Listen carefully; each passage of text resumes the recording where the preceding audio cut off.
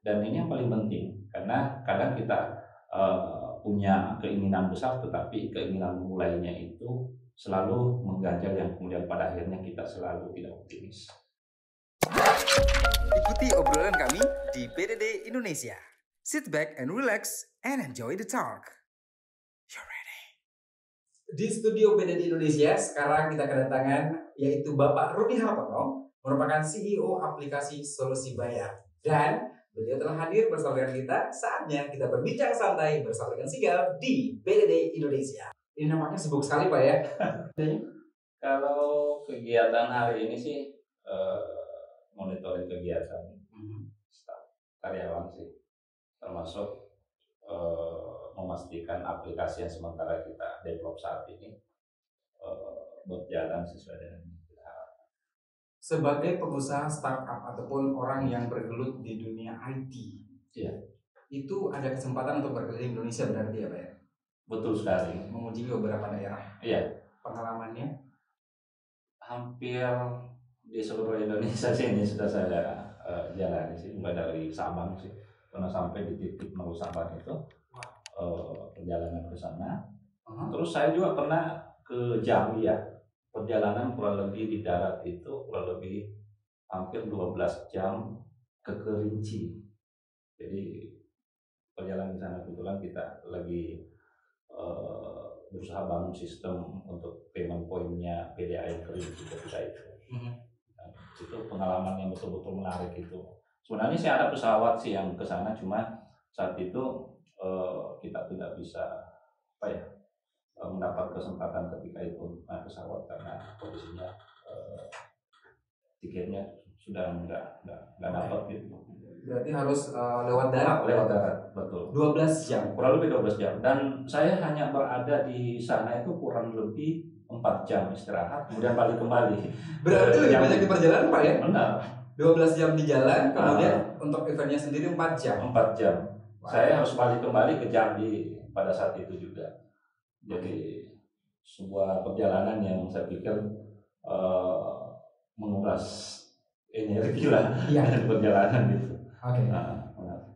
Oke, menggeluti dunia startup. Dan kalau kita ingin tahu, sebenarnya mungkin banyak orang yang belum tahu bahwa Bapak ini, Bapak Rudi Hartono adalah seorang asli Maros. Benar. Betul sekali. Betul. Sekolahnya dulu di Maros apa di luar Maros? Saya di Maros. Dari SD sampai SMA? Iya, SD sampai SMP sih di Maros. Oke. Saya justru sekolahnya itu di sebuah pegunungan di Kecamatan Malawasana di Kota Sambung. Sebuah daerah gunung yang susah untuk akses. Iya, ketika itu masih terisolir lah. Oke. Itu tahun berapa Pak? Selesai SD tahun 86 ya. Tahun 86. Berarti waktu itu belum ada kepikiran untuk terjun di dunia IT dong ya? Oh, masih jauh. Apalagi startup waktu itu ya, karena startup ini kan belakangan ini baru muncul. Ya, baik. Dan SMA-nya di mana? Saya di Makassar. Di Makassar. Ya. Masih Sulawesi Selatan juga. Di Sulawesi Selatan. Itu tahun berapa? 91 ya, 91. Kemudian saya 93, kemudian lanjut kuliah di salah satu akademi di Makassar. Itu. Saya justru pendidikan saya ini gado-gado. Itu sama juga. Saya pendidikan D3 saya itu di kesehatan. Kesehatan. Oke. Dan satunya pertanian dan. Ini menarik sekali sebenarnya Pak. Kesehatan, pertanian, dan akhirnya sekarang di dunia IT. Di dunia IT. Jadi nggak ada basic IT-nya sama sekali, tetapi kemudian bergelut di dunia IT. Oke. Sejak kapan berpikir untuk terjun ke dunia IT itu? Jadi terjun di dunia IT sebenarnya kan ketika saya PNS ya. Saya kebetulan pegawai negeri ya. Pegawai negeri waktu itu di tahun berapa ya, kalau lebih 16 tahun ya. 16 tahun jadi pegawai negeri. Jadi mungkin sekitar tahun 2004 ya. Sudah mulai belajar 2000 berapa ya. Pokoknya intinya ketika itu sistem payment online PLN itu sudah mulai di Indonesia, yang dari sistem konvensional kemudian ke sistem online itu berjalan. Merasa pokoknya tahun 2010 ke atas lah. 2010 ke atas. Nah, Tapi pada saat kita berpikir masalah pada saat Bapak sebagai PNS itu kan 16 tahun bukan waktu yang singkat loh Pak. Benar. Dan apa yang mendorong Bapak sehingga kuat memutuskan untuk melepas dan juga untuk beralih ke startup? Oh iya. Ini menarik loh sebenarnya. Jadi saya 16 tahun memang jadi pegawai negeri ya. Kemudian saya memutuskan untuk mundur dari pegawai negeri dengan jabatan ketika itu adalah kepala subbagian tata usaha pimpinan di sekretariat daerah Kabupaten Maros. Jadi jabatannya ketika itu adalah seorang penulis naskah Bupati Pidato, naskah Pidato Bupati Maros yang saat ini. Gitu. Berapa lama Pak? Saya kurang lebih 2 tahun. 2 tahun. 2 tahun untuk penulis naskah. Kemudian memutuskan untuk mundur dari pegawai negeri dan fokus di usaha. Karena memang sebenarnya saya memulai usaha itu dalam status saya sebagai pegawai negeri dan saya tidak mau kemudian pekerjaan saya pegawai negeri ini menjadi terganggu dengan kegiatan usaha saya. Dan kemudian saya memutuskan Bismillah, saya harus memutuskan yang begitu sulit sebenarnya. Karena orang mengatakan bahwa seorang seperti saya dengan jabatan ketika itu pangkat sudah golongan 3 di 2 tahun memutuskan mundur dari pegawai negeri. Karena banyak teman saya pribadi, mohon maaf saya potong sedikit, banyak teman saya pribadi yang sebenarnya pengen jadi PNS loh Pak. Oh iya, pastilah. Sekarang ini di saat seperti ini di mana semua orang membutuhkan pekerjaan berlomba-lomba untuk jadi pegawai negeri dan mereka semua ingin menjadi merasakan di zona nyaman itu. Dan ketika memutuskan untuk berpindah ke dunia IT, ada enggak keluarga yang tiba-tiba keberatan dengan keputusan itu? Yang pasti ada. Yang pertama adalah keluarga sendiri, tetapi mungkin karena keluarga sudah mengetahui bahwa kita ini sudah berjalan usaha yang bergerak di dunia IT kurang lebih 4 tahunan ya ketika itu, sehingga mungkin dia paham bahwa ya kalau keputusannya seperti itu ya silakan ambil keputusan itu, walaupun sebenarnya mungkin agak berat dari sisi mereka, terutama orang tua sih. Ya. Orang tua waktu itu mungkin pemikirannya saya sudah kuliahkan, sudah sekolahkan, kemudian itu adalah sebuah prestise menjadi seorang pegawai negeri, kemudian dengan jabatan seperti itu. Dan bukan hanya orang tua, orang-orang di sekelilingnya saya, sahabat-sahabat teman dan keluarga-keluarga lain juga mengatakan seperti itu. Bahkan banyak sih orang yang nyinyir kemudian, waduh bodoh amat nih Pak Rudi kemudian memilih untuk jadi pegawai negeri. Kenapa enggak kemudian misalnya tetap jalankan pegawai negeri tetapi usahanya juga tetap jalan. Dua-duanya bisa. Dua-duanya berjalan. Tetapi bagi saya itu bukan sesuatu yang pribadi saya itu mengatakan bahwa itu adalah sesuatu yang baik. Kenapa? Karena pasti ada yang terbengkalai di antara salah satu pekerjaan itu. Dan saya memilih saya di usaha ini memang harus fokus. Kapan kita tidak fokus dalam sebuah usaha, saya pikir kesuksesan itu butuh proses yang panjang kemudian kita bisa meraih. Makanya saya selalu mengatakan pada setiap orang bahwa ketika ada sesuatu yang memang ingin kita gapai, fokus ke situ aja. Jangan terlalu memikirkan ini gitu. Nah, seperti itu. Kalau kita flashback kembali Pak, Bapak dulu sekolahnya SD itu di pegunungan, benar. Ya kan, dan pasti sudah merasakan susahnya menuntut ilmu, dan tentunya diserahkan oleh kedua orang tua tercinta. Ada nggak momen yang tidak bisa dilupakan oleh Bapak sendiri dengan orang tua tercinta? Ya, kalau kebetulan sekolah kami ini kan berada di pelosok desa, di salah satu desa di Kecamatan Malawa ini ada di Desa Wonowarus di sana. Dan ketika itu di tahun 80-an memang luar biasa, ini terisolir untuk mobil motor aja itu sulit untuk bisa masuk sampai di sana. Bahkan kita berpikir waktu itu adalah sesuatu yang tidak mungkin lah waktu itu ya. Dan kemudian perjalanan ke SMP ini kan tempatnya saya itu harus kita menetap di rumahnya keluarga di luar dulu. Kemudian perjalanan naik mobil itu sampai di Malawa, di pusat Kecamatan Malawa di SMP Radani ketika itu ada satu yang menarik yang sangat sulit saya lupakan ketika saya harus pulang misalnya ke rumah ke Lapak Warwe itu dari perjalanan pulang misalnya dari SMP untuk menemui keluarga di sana, yang ketika itu ada satu jembatan yang tidak ada sungai yang belum ada jembatannya dan kita harus melewati ranting kayu itu dan kita harus lewati itu. Jadi jembatannya itu adalah ranting kayu yang sudah dibuat oleh masyarakat, dan ketika itu saya bertiga dengan sahabat saya dalam perjalanan, kemudian teman saya kebetulan memegang satu ranting yang ternyata rapuh dan jatuh hanyut di sungai, dan itu adalah sesuatu ya sungai. Dan itu adalah sesuatu yang sulit untuk saya lupakan, begitu sulitnya yang namanya sebuah untuk meraih sebuah cita-cita, dan ini proses perjalanannya sungguh luar biasa. Iya. Dan proses itu sangat berkenan. Proses pahit yang harus dilewati gitu. Ini terkait masalah infrastruktur kemudian dan sebagainya. Tetapi alhamdulillah sekarang kan sudah bagus itu perkembangannya sampai hari ini. Berarti bisa dibilang bahwa Bapak harus menetap di rumah keluarga yang yang jauh dari orang tua, Pak. Berarti Senin sampai hari Sabtu? Iya.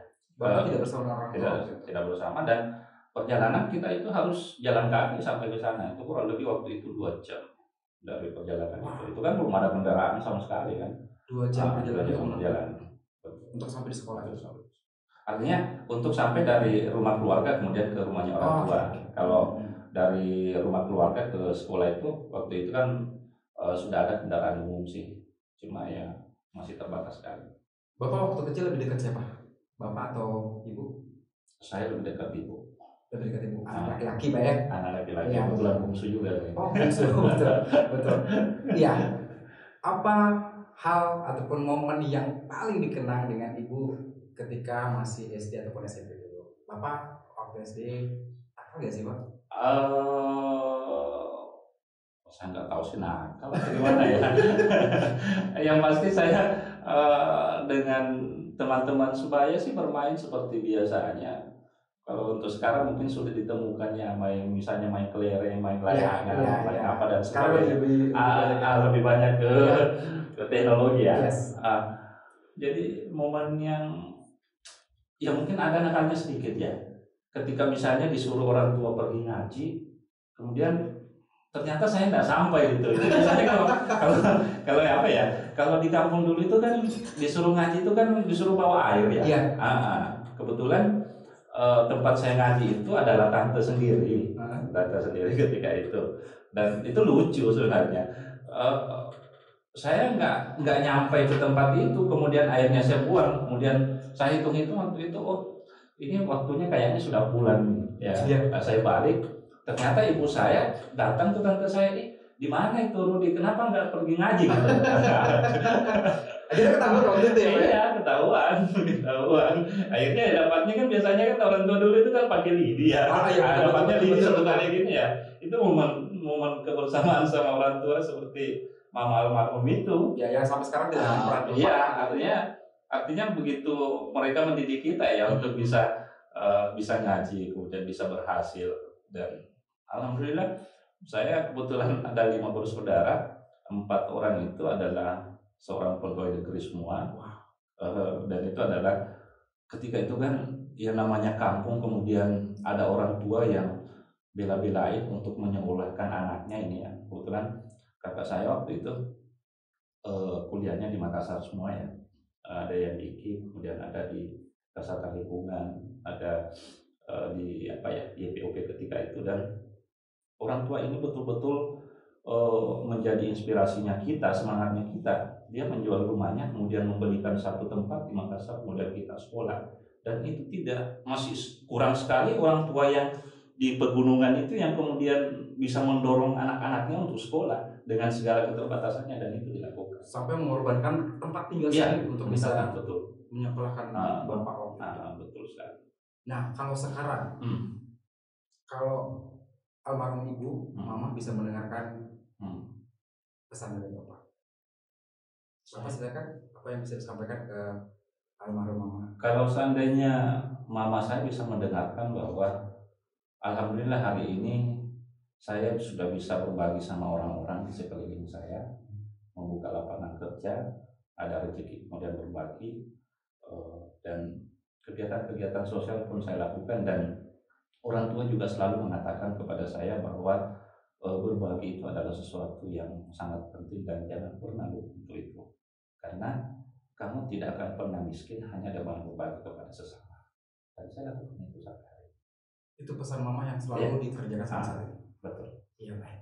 Baik, ini di rumah ada berapa anak Pak, boleh tahu? Saya ada 2 anak. Ada 2. Benar. 2 anak. Adik-adik yang lucu-lucu pasti ya. Ya sih, sekarang sudah SMP sih yang bungsunya. Kalau Bapak sendiri mengarahkan anak-anak Bapak ke PNS atau ke pengusaha swasta? Saya tidak pernah memaksakan kepada mereka bahwa kamu harus seperti ini. Saya lebih memberikan keleluasaan mereka sesuai dengan potensinya.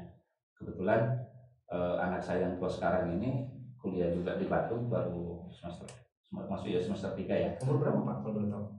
Ini sudah 18 ya, berapa ya? Tamat SMA kemarin. Oke, 18. Kebetulan di IMIN-nya. Dia ambil akuntansi syariah, kayaknya mau mengikuti saya. Dan sekarang saya bangun sebuah aplikasi di Solusi Bayar, termasuk dia komisaris sih. Kemarin saya sebenarnya pengennya dia jadi direktur, cuma masih terlalu muda untuk dia.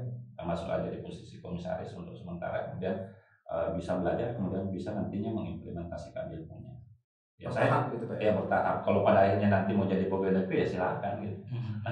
Tetapi kan kalau jadi pegawai negeri nggak bisa berada di posisi komisaris atau direktur, kan itu aturan gitu. Betul. Dan itulah juga yang mendasari saya kemudian mengundurkan diri. Itu kan kita tidak bisa jadi direktur kalau di perusahaan. Kalau anak yang satunya masih SMP kelas 2 sekarang di Atira. Pernah ngobrol nggak sama anak yang kedua ini, cita-citanya apa? Dia cewek tetapi agak pendiam sih. Jadi, saya cuma melihat bahwa dia lebih kecenderungannya seperti apa. Jadi memang sih anak perempuan itu kalau dia sih lebih suka masak-masak atau apa dan sebagainya, mungkin karena perempuan ya. Tetapi kan saya hanya memberikan arahan-arahan ke depannya seperti apa. Apalagi kalau masih di usia seperti itu kan mungkin cara berpikirnya belum terbentuk, tetapi kita tetap memberikan pandangan-pandangan bahwa ini seperti ini seperti ini yang tidak boleh, ini apa dan sebagainya. Sehingga anaknya masing-masing sendiri pun langsung meyakinkan diri masing-masing untuk memilih cita-cita itu. Iya betul. Karena saya alami juga apa yang dilakukan oleh orang tua saya seperti itu. Dia tidak pernah memaksakan kamu harus jadi A, kemudian kamu harus jadi B atau C dan sebagainya. Dan saya mencoba mulai mengimplementasikan apa yang dilakukan orang tua kepada saya, dan didikan mereka itu terbukti luar biasa berhasil. Dan ada satu pesan dari bapak saya ketika itu mengatakan, jangan pernah mengatakan tidak memiliki uang terhadap anak-anak sepanjang itu adalah sebuah kebaikan. Jadi saya tidak pernah melihat orang tua saya waktu itu mengatakan ketika saya minta sesuatu, kemudian mengatakan, oh saya tidak punya uang, wah apalagi itu uang. Dia tidak pernah seperti itu. Bahkan saya baru kemudian tahu beberapa waktu kemudian ternyata orang tua saya ini diam-diam pinjam kemudian memberikan ke saya untuk kebutuhan pendidikan. Dan itu ternyata kemudian anak-anak ini alhamdulillah bisa. Gitu. Seperti itu. Bapak pernah nggak mendapatkan orang tua Bapak atau Ibu waktu itu yang harus merelakan barang kesukaan beliau untuk pendidikan Bapak? Iya. Pernah sih. Yang pasti mereka sih sering mungkin ada tanahnya atau apa yang pada akhirnya jual. Bayangkan kalau kita ini kan 4 orang laki-laki, kebetulan kakak saya yang sulung itu perempuannya, cepat nikah sih. Kemudian ada 4 adiknya laki-laki semua yang pada akhirnya kuliah di Makassar. Dan pekerjaan orang tua ini kan bertani ya, kebetulan ada usahanya sedikit sih dagang. Tapi yang namanya di daerah pedalaman seperti ini dengan cara berpikir yang masih gimana ya waktu itu adalah sesuatu yang luar biasa, dan itu sangat menginspirasi anak-anaknya kemudian bisa seperti sekarang. Kebetulan kakak saya ada seorang guru, kemudian ada kepala puskesmas, ada 2 si guru. Nah, cuma mungkin saya yang mantan PNS. Mantan PNS. Baik. Kalau kita berbicara masalah dunia IT nih Pak, bagaimana Bapak melihat anak muda yang ada di Maros khususnya dan juga di Sulawesi Selatan mengenai anak muda dan dunia IT? Ya, saya bergelut di dunia IT ini kurang lebih berapa tahun ya? Kurang lebih hampir 10 tahunan ya. Artinya walaupun tidak dalam posisi sebagai misalnya praktisi langsung dalam hal ini programmer atau apa, tetapi kita bergerak di dunia itu dalam enterprise. Bagaimana mengelola sesuatu kemudian menjadi sebuah peluang usaha.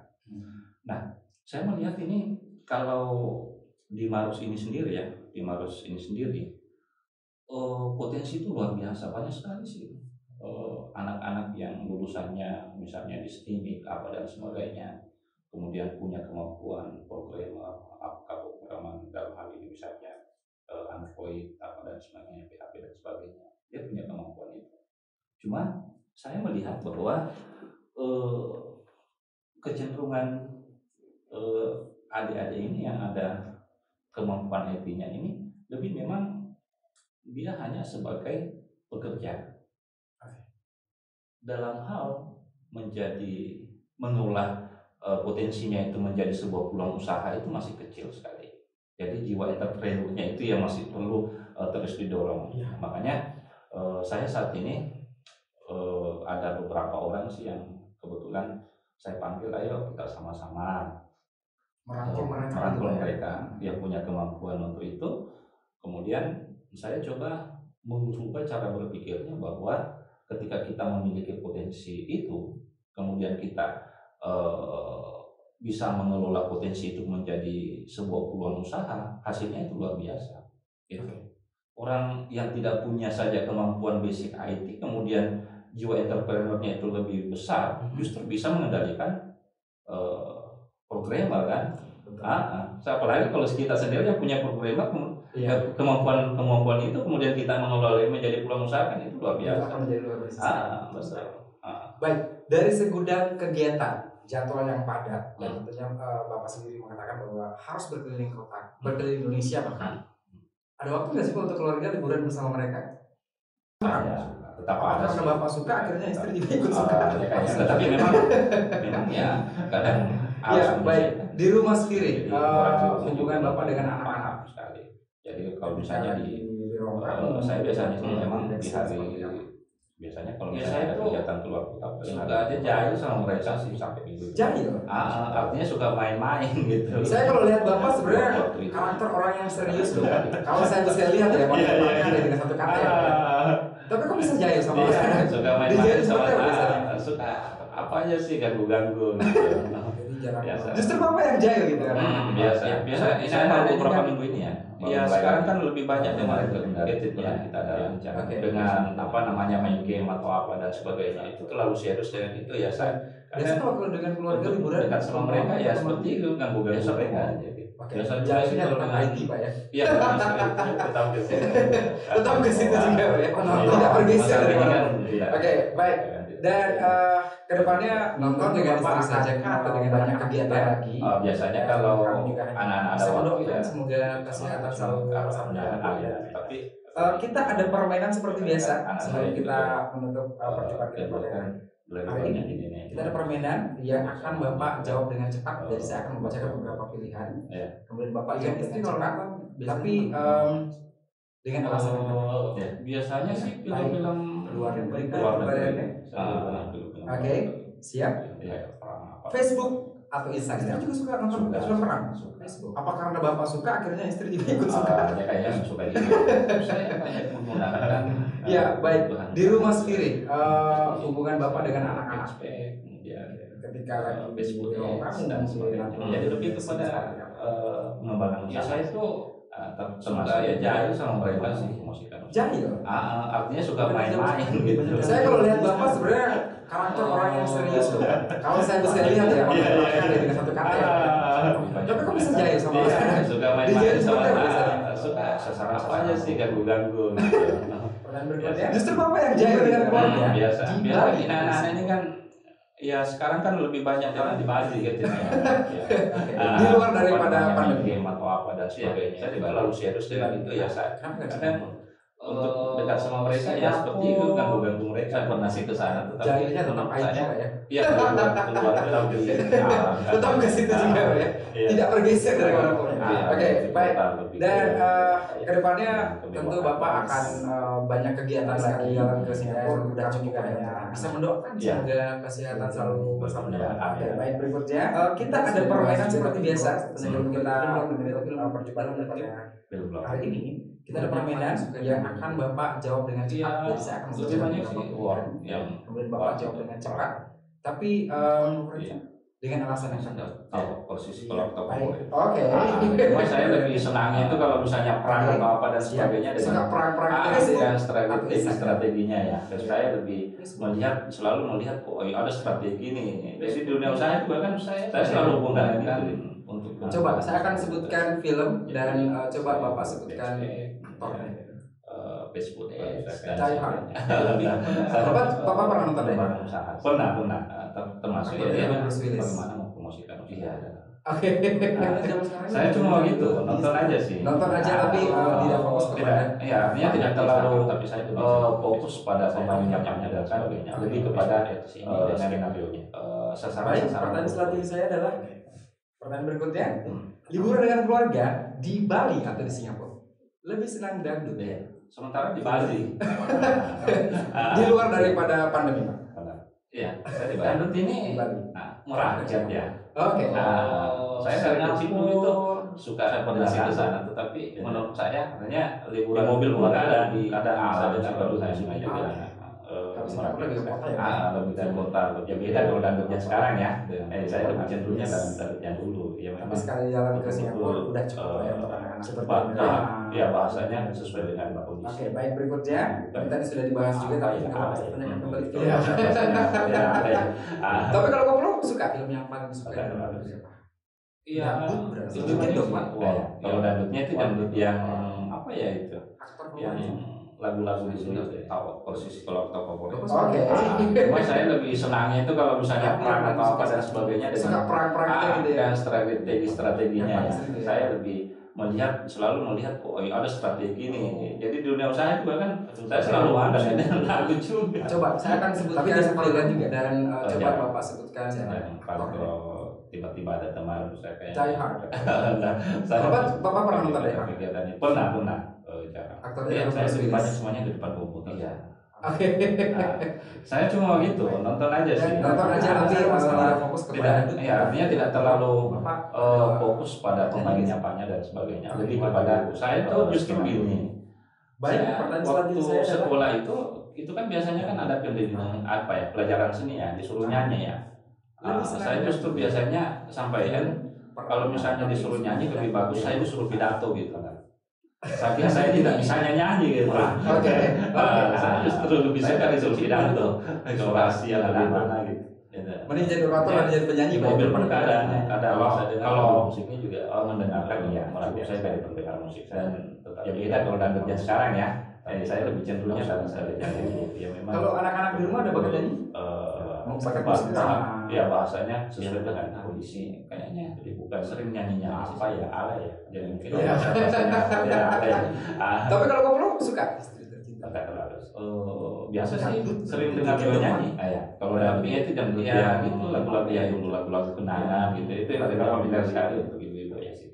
Oke, Bapak silakan ada yang mau sampaikan lagu yang paling disukai saat ini apa para pemuda atau yang paling sering didengarkan Sulawesi khususnya kalau Indonesia pada umumnya nggak terlalu aneh dengan lagu juga tapi biasa karaoke juga jarang paling kalau tiba-tiba ada teman ya depresi kalau untuk saya mengajak pada saya lebih banyak semuanya ke depan saudara atau siapapun khususnya yang berperan di dunia itu dan kalau kita berbicara masalah dangdut dan juga lagu rock Bapak ada itu misalnya sungguh tak terbatas. Saya tuh justru gini. Saya waktu sekolah itu kan biasanya kan ada pendidikan apa ya, pelajaran seni ya, disuruh nyanyi ya. Wah, Saya luar justru biasa. biasanya Inspirasi, sampai motivasi kalau tentunya misalnya disuruh nyanyi lebih bagus, saya disuruh pidato seorang gitu. Bapak Rudi Hartono. Saking saya tidak bisa nyanyi gitu. Oke.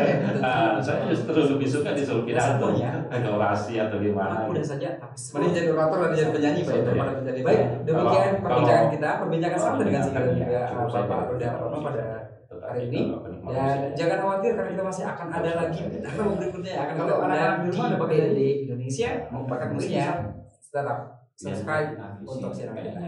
Terima kasih banyak Bapak. Iya, terima kasih mungkin kepada BDD dan sukses selalu Pak. Terima kasih banyak. Biasa sih sering dengar juga nyanyi, tetapi ya gitu lagu-lagu yang dulu, lagu-lagu kenangan gitu, itu familiar sekali untuk ibu-ibu ya. Oke baik, Bapak silakan ada yang mau disampaikan mungkin kepada para pemuda ataupun pelakon-pelakon IT yang ada di Sulawesi khususnya dan di Indonesia pada umumnya, apa pesan seorang Bapak Rudi Hartono kepada anak muda yang bekerja di dunia IT? Ya, saya mengajak kepada adik-adik sekalian atau saudara-saudara atau siapapun khususnya yang bergelut di dunia IT bahwa pasar ini terbuka luar biasa. Bergerak di dunia IT itu pasarnya sungguh tak terbatas dan ini bisa kita kelola dengan baik. Ketika orang di luar sana mampu melahirkan aplikasi-aplikasi yang kemudian diterima, itu saja.